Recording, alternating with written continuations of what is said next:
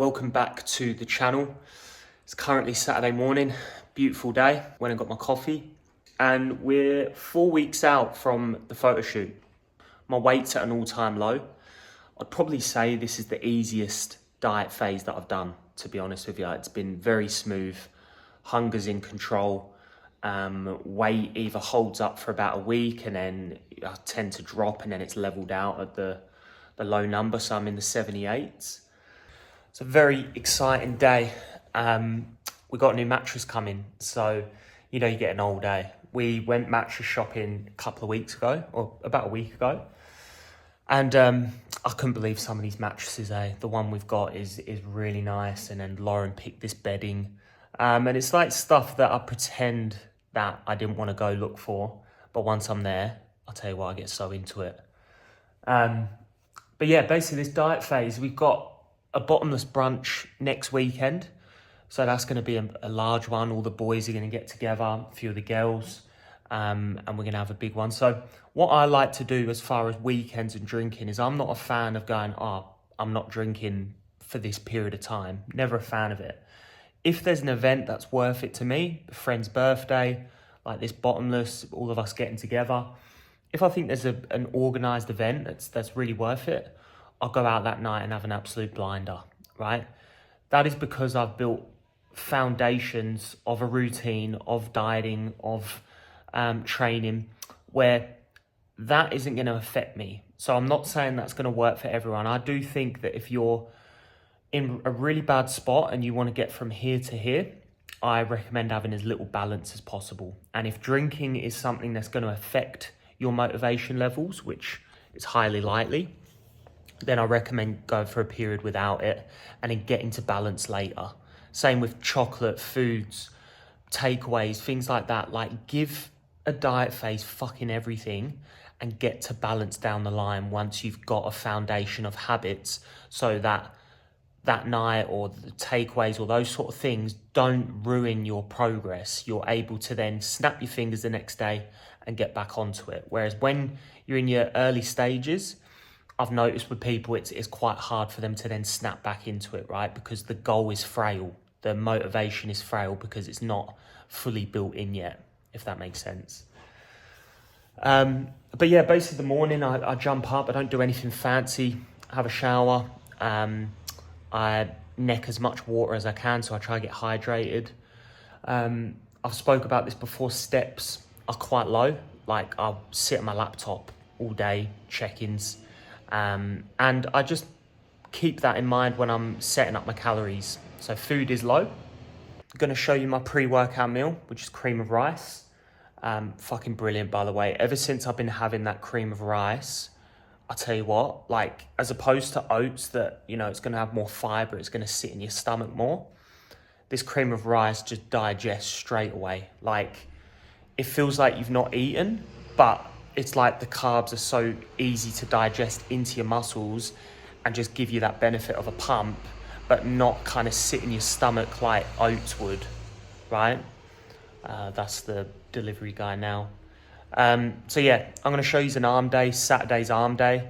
I've been running that for a good few weeks now. Fucking love it. I don't know what it is about arms. It just feels like you're not even training. And yeah, show you what we do.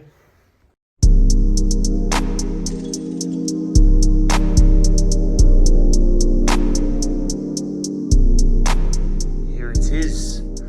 I asked them if they could take the old one, but I don't know what Lauren wants to do with that. So plan of attack, mattress is here. Lauren, for some reason, wants to get home and set it up. So she got new bedding and all that for it. So I'm going to wait for her to get home. But for now, I'm going to show you my cream of rice. I'm yet to perfect it. Get that down, let that digest, reply to some client messages, and then we're going to go smash out arms. If you're someone that is on a cut, where your pre-workout meal is vital because your calories are limited over the day, right?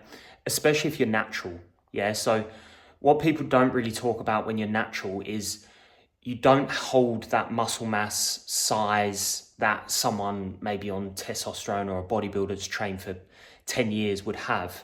So especially if your step count is going to be quite low and you do sit down quite a lot. Your calories most likely at some point, if you're trying to get shredded, like I'm going to a photo shoot as the coach, so I've got to have a certain standard. You've got to get any advantage that you can in order to retain that muscle. And the best way to do it is having a good pre-workout meal timed before your sessions, if your schedule allows it, right? My recipe for a pre-workout meal. We've got 60 grams of rice flour. We're going to do a 5-to-1 ratio, so boiling water goes in 300 grams. We've got this protein, anabolics. It digests really, really well. Hydrolyzed whey protein, so it digests better in your stomach. Biscoff, right, it's got to be done. Honey for sugar. Going to go some berries for a bit of fiber and obviously add some volume to the meal. And then we've got salt for the pumps, right? So you're always just going to have a better pump with salt, nice and hydrated. And then we've got cinnamon, right? Just to flavor it up a little bit.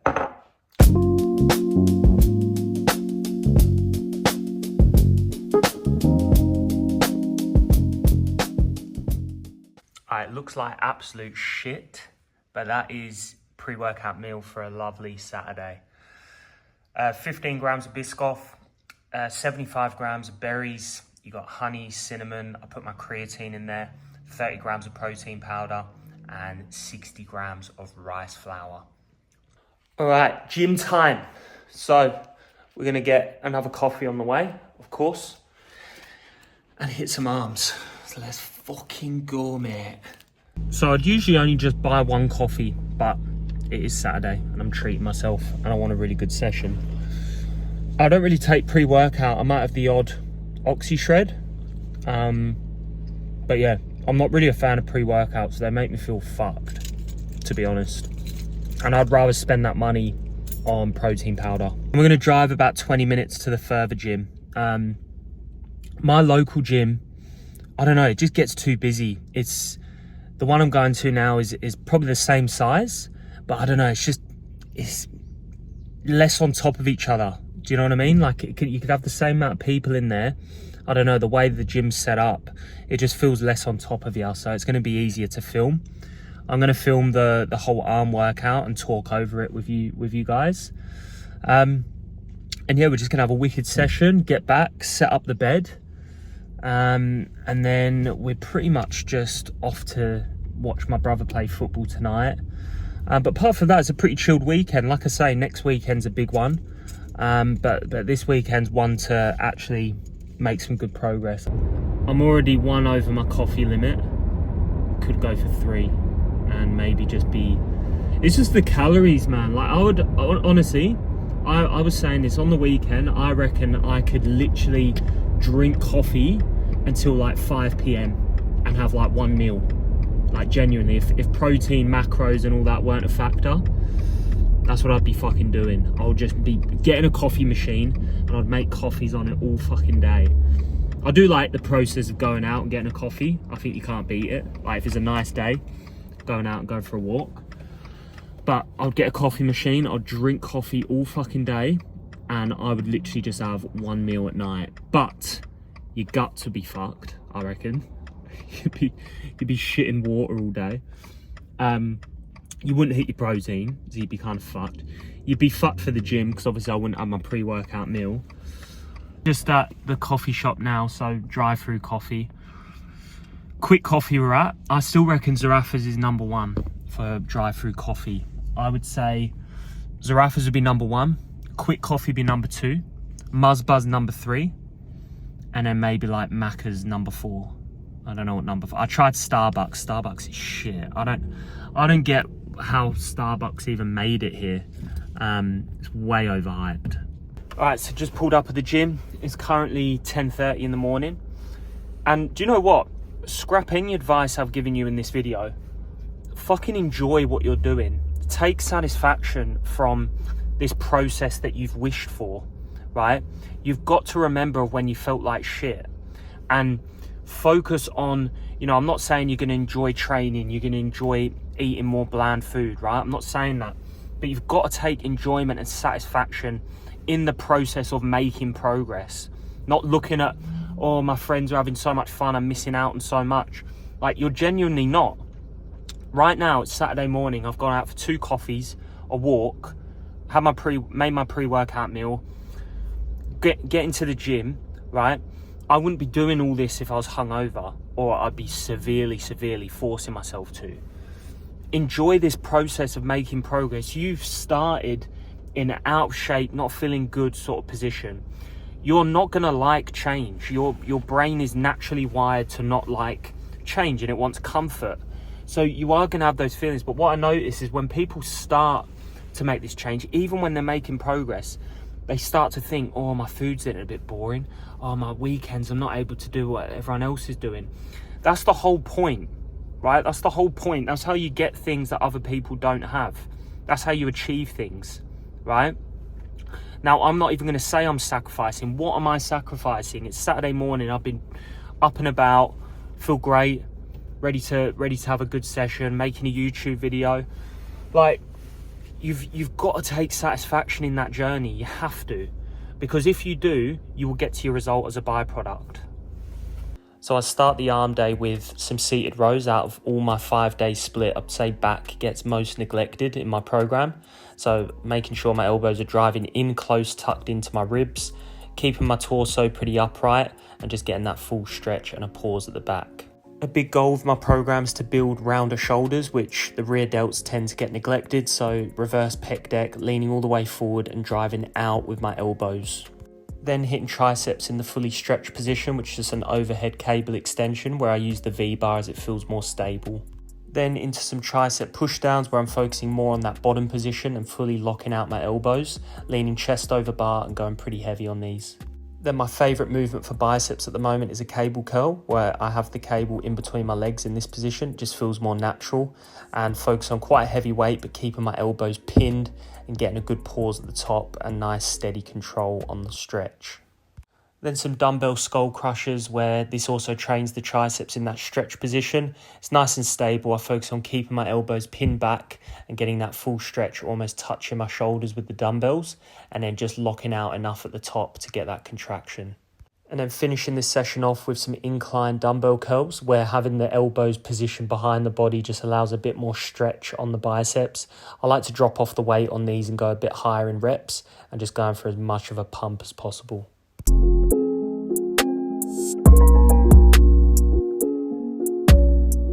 That's gym done.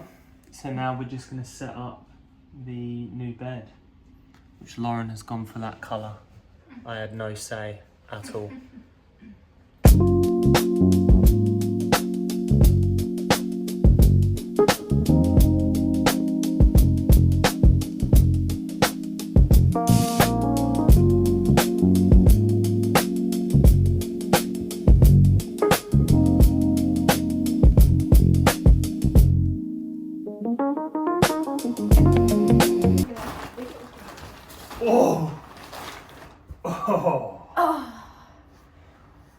That's just another level. I should have had my nap on this. It's pretty fucking good. You just kind of like melt into it. Big fucking marshmallow. Jesus. Fine? Yes. What's that fucking stain? Yeah, I don't know. It's because I'm not done, sort of thing. Alright, no, get off. Don't touch. What? Get off. There's a way to do it. Move away. Way of putting... Yeah. And you're interfering with it.